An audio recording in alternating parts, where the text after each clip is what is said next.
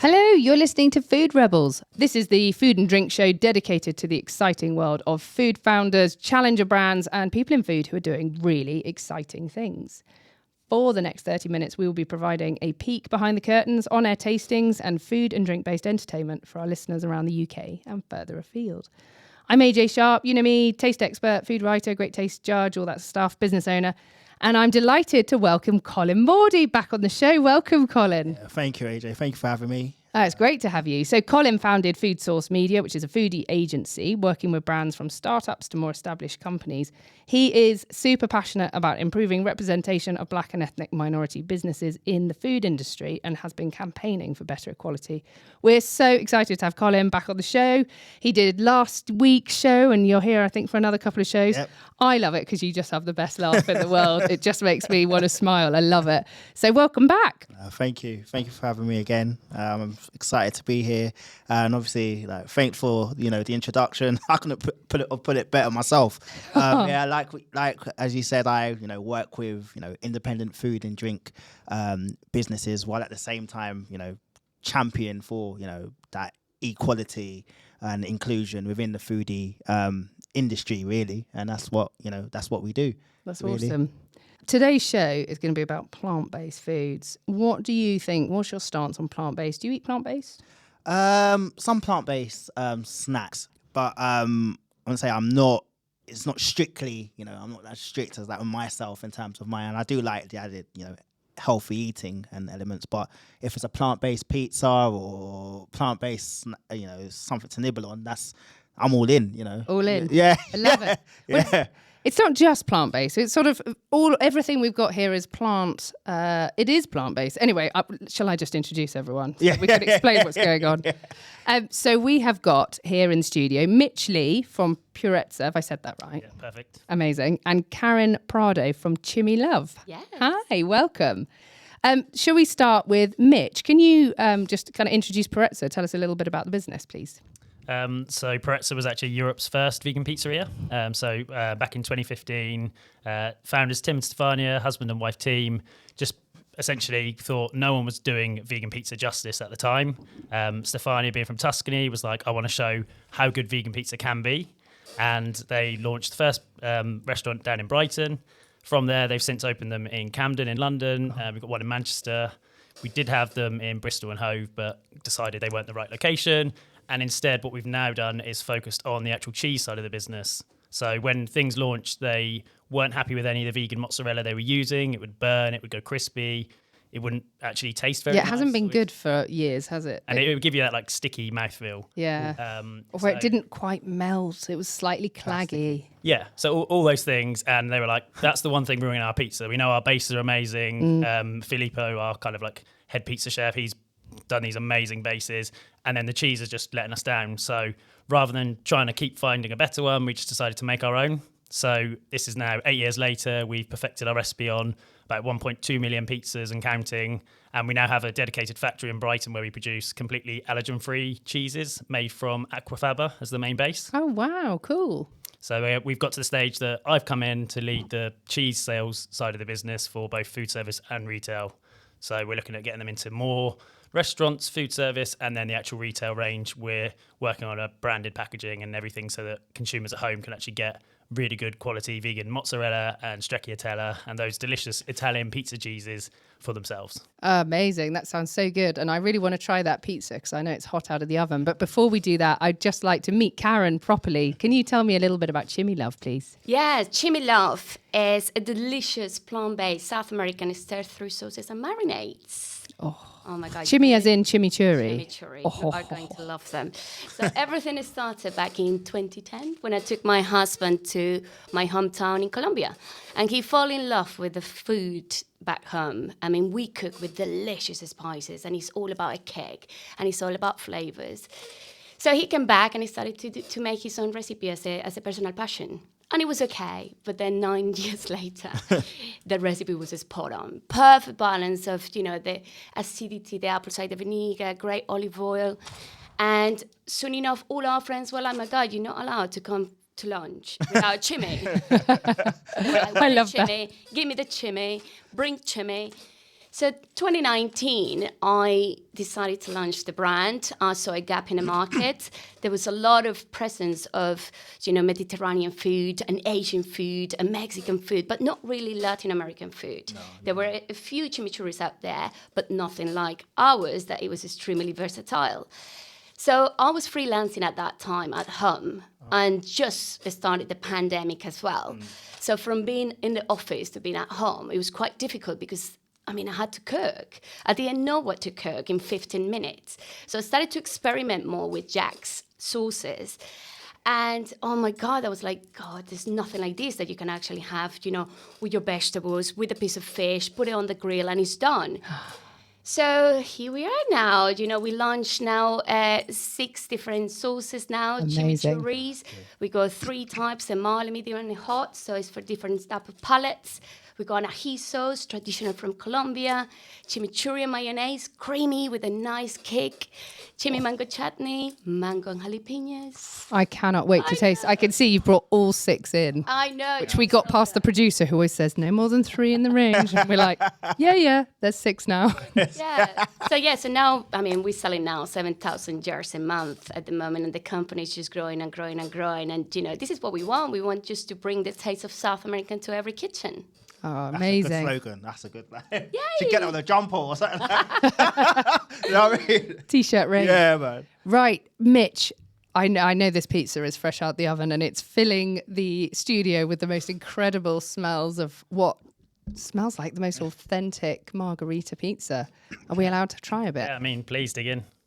Amazing. So tell us how you made this while we stuff our faces. So the actual base themselves, Filippo, as I said, he's a pizza perfectionist, really specific on the quality and how the pizza should be. We couldn't find any kind of pizza doing the justice to what we wanted in the UK. So we actually have a factory in Italy that produces these wood-fired pizza bases to the same recipe we make in our restaurant. So I love the comparison by these come as like a frozen pizza with the tomato sauce on. And then all I've done is just chuck it in the oven and put our grated vegan mozzarella on top. But when we do trade shows and things, people are like, oh, have you got a pizza oven? We're like, no, just a standard, cheap electric oven off Amazon. And you get that really nice wood-fired, soft, doughy feel. And the tomato sauce is always the defining factor, I think, because I think the base is amazing, but it's often the tomato sauce doesn't taste like the kind of authentic Italian tomato sauces that you get, but that tastes incredible. Yeah, so and I good. think the thing with it is you have to start with the good quality ingredients, and it's hard to get better quality than at source. So in Italy, they know how to grow tomatoes, they know the quality, and things like the tomato sauce recipe, it's going to be super basic, but the ingredients speak for themselves, which is part of what we do, celebrating that Italian culture, but in our restaurants and now with our cheeses. Oh, it's amazing. So good. And then what's the other, what other stuff have you got there? Basically, for those who can't see, being a podcast, we've got half a plate of the mozzarella. So that's just been melted on. And then the other half is I'll get told off for saying this wrong, but it's stracciatella. Stracciatella. So we have a plant-based version called stracciatella, and it's essentially the same mozzarella as the base, so still aquafaba based, and then mixed with an incredible plant-based cream. So you get this really creamy, slightly tart.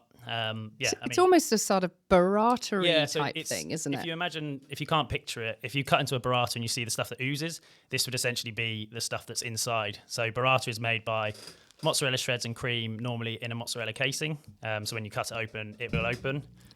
We are trying to work on the burrata side. We've done some amazing concepts and it is fantastic. But this cheese in particular, by the time this launches, the stracciatella should be in every man cinemas as the base vegan cheese. So that's the first kind of big listing I'm really excited about. That they tried, saw my LinkedIn post and went, wow, where can I get this cheese? We got them to the Manchester restaurant. Again, they were like, wow, it's incredible. Sent it to their chefs. All their chefs are like, we need to swap now. So it's, as things always do, they've taken a while.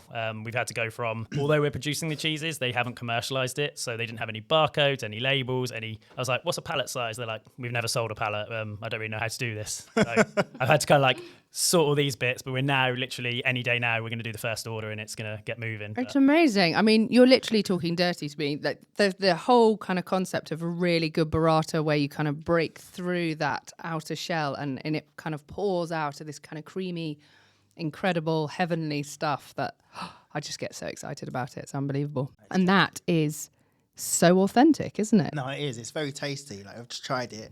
Obviously, the slice of pizza, and it is very tasty. It doesn't sit awkwardly when you're just digesting it. It is actually very, very nice. It's light as well. It's light, isn't it? It's so light. It's lactic. It's got that lovely cheesy essence, but there's the salt element that really is so key, isn't it? With kind of burrata and mozzarella. It's not too salty, but not too much. And the cheese doesn't taste like plastic. Nah, it's good. It's all like it hits the spot. No, it's amazing. It's really genuinely very authentic. And then here you've cut up some tomatoes. So essentially with the mozzarella or mozzarella as we have it. Mozzarella, love it. The way we produce it, so it's aquafaba based. You still have things like coconut oil in there because it works really well as a setting agent. We've got the olive oil extract and thing actually in the cheese recipe, but the way that it's produced, it almost gets piped into these almost sausage-like cylinders. So you can see one on the table here. So we can do much bigger versions. Oh, this one, then freeze that and then shred it to do the grated version. So what we have on the table is essentially how it comes out and sets. So we have our mozzarella blocks. We're still trying to work out how to turn it into like a perfect ball because that's what people associate mozzarella with. You want that perfect little ball. But this is it in kind of raw, ready-to-eat form. And all I've done is just basically like a caprese salad and put some really good quality olive oil. Again, I'm pretty sure you do. Have you done the olive oil tasting when you do Great Taste? I have, yeah. I was going to say, you're an olive oil expert. And this one in particular, we got from our holiday in Italy. And it's called Laudemio, and there's only 21 olive growers in Tuscany that are allowed to produce that type of olive oil. And it just happened to be one of the places we were staying when we were in Italy that had a wine and olive oil tasting session. So we did it and we're like, oh, we'll buy some of this oil.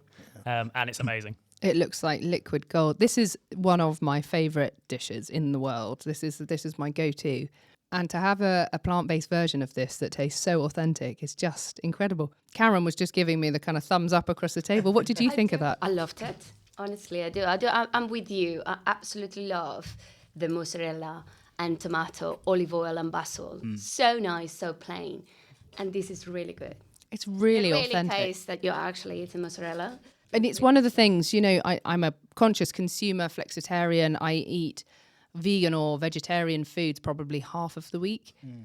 And I would say if anyone said, go vegan for a month or, I do veganuary or something like that, it would be mozzarella that I would feel like, I can't not have mozzarella. It's like such a comfort food for me. But to know that this exists is insane. We feel it's really like the one place in vegan cheese that hasn't been challenged for a while. Like you have your Violife and your Shees and these big companies who've made mainstream cheeses accessible for the market, whether that's food service and retail. But no one's really kind of focused on a mozzarella that doesn't give you that sticky mouth feel, that starchy flavour. We've come at it from does this work in our restaurants, and we tested it on over 1.5 million pizzas, something like that, and counting. Wow. And we're really going for that. Okay, how can we be the experts in this? We feel like we know what we're doing. The mozzarella's been on pizzas that's won National Pizza Award. Filippo, our chef, won a pizza award with a vegan pizza, even though it was just a regular pizza category. Oh, wow, that's impressive. And that was, again, using this mozzarella. So we know we've got the credential. So essentially that's what I've joined the team to try and do is go, hey, everyone, look at how good this cheese is. So the retail side, if we can work out how to package it and make it exciting, I think there's a really big opportunity for this to do really well. Yeah, I completely agree. I mean, Mitch and I actually met when we were judging the plant-based category for Great Taste. And it was just incredible, wasn't it? The breadth of different products available, but the quality. I mean, there is still a big range, I would say, from top to bottom. But at the top end, things like this, it's absolutely extraordinary how authentic it is, the flavours. And you know what? I think for kids as well, because there are so many kids now with lactose intolerance. I mean, my daughter was lactose intolerant. She's not okay. But for us, it was quite difficult because, of course, wherever you go, the cheese is a cheese sandwich, is a burger and cheese, is a pizza with cheese. This is brilliant. I mean, I can see her really loving this instead of the other flavors that taste quite plasticky, like you say, Colin. No, you're right. Yeah, my daughter was the same. She could never eat cheese at all. And now she's fine. She's done the milk ladder, whatever, and she's 8. But she doesn't like cheese anymore because any cheese alternative she had as a child tasted so revolting that she thinks cheese is awful. And I'm sort of trying to get her back into the world of cheese. Yeah, I think mozzarella is quite a mild flavour anyway. So it's just having it like enough of a flavour that just doesn't taste of coconut oil or of starch. It's really got that feel. Or have a weird grainy texture, which this does not at all. It's beautifully smooth. So yeah, I'm really passionate about it, hence why I joined the team after being a fan of Purezza back in 2016 when I first discovered their pizzeria. Because again, as a side note, their gluten-free pizza base, I tried to send back the first time I had it because I was like, this can't be gluten-free. It's too doughy. It's No, too good. really. And I fell in love with Purezza back then. So to now be working for them in 2023, it's a really nice full circle moment for me. Yeah, no greater compliment. Can I work for you? I love everything. That's amazing. Cool. good, man. Let's have a little look at Karen's range. Can you talk us through what you've brought here? Which, I mean, we really have a party here. I'm actually loving it. Right, so Chimi Churri. So Chimi Churri is a traditional sort of sauce from South America. It's originally from Uruguay and Argentina, but we also got it in different sort of cities in South America, and one of them Colombia. So we got 3 types of chimichurri. I want you to try this one, which is a 3-star Great Taste Award. Oh, that's You guys not like easy. spicy, yeah? This Love got it. a really nice cake. I don't mind spice. So can you just tell me what's in this while I... Yeah, so there's a combination of parsley, oregano, garlic, green jalapenos, beautiful extra virgin olive oil, apple cider vinegar that brings a really nice balance of acidity. So when you cook, it's brilliant to mix it with other flavors. So the nice thing as well is that the heat comes at the back. So it's not going to burn, and it also allows you to taste other flavors, but also becomes quite addictive. So you want more. So this is when you actually say, where's my chimi? I need more chimi. Pass me the chimi. That is just beautiful. There are so many different layers to flavour. Exactly what you were describing was what I was tasting with that. I was thinking, I thought you said it was hot, because initially you get all those beautiful parsley oregano flavours, don't you?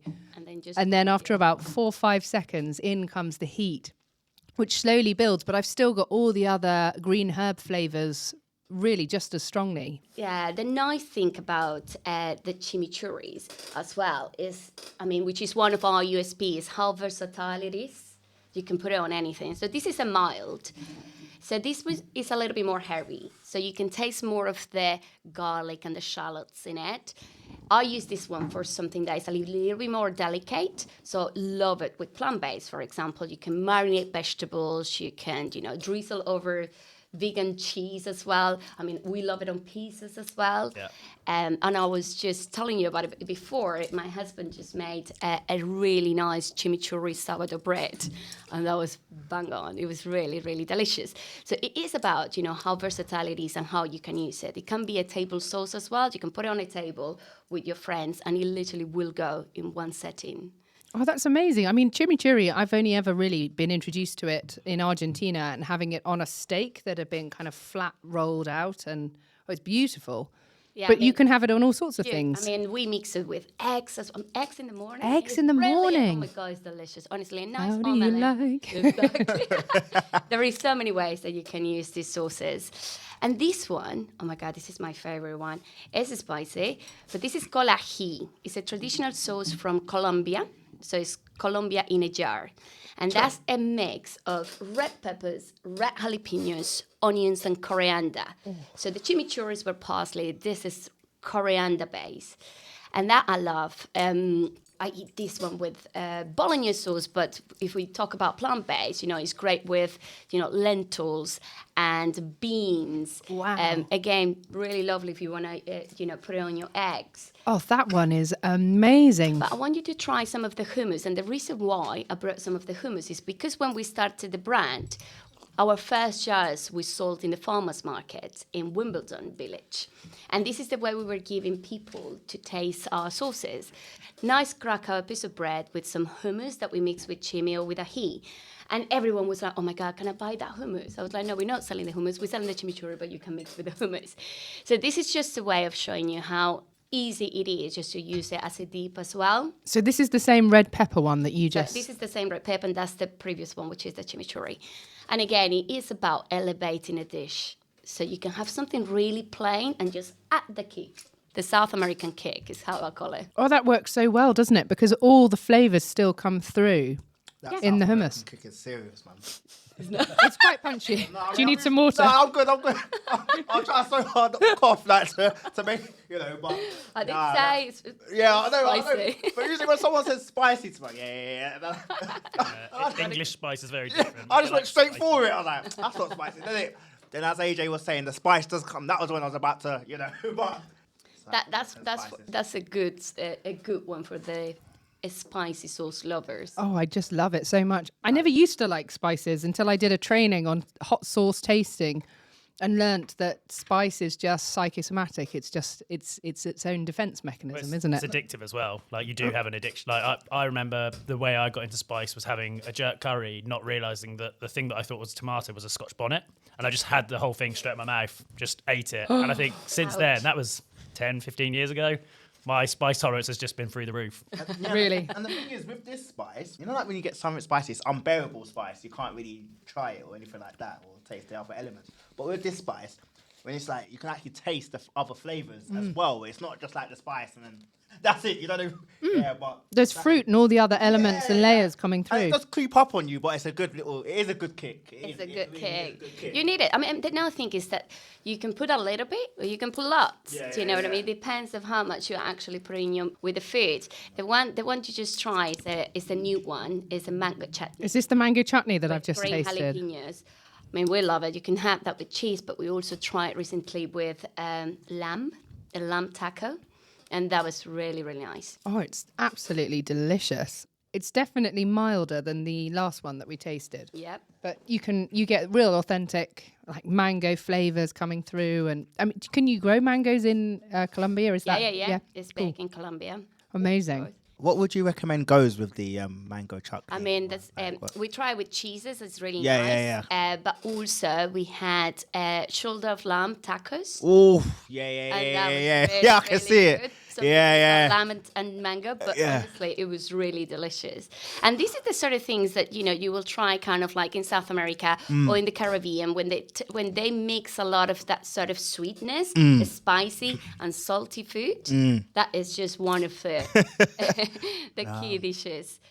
I can imagine it does go well with like mild or even spicy curry dishes as well. Like a good little serving suggestion.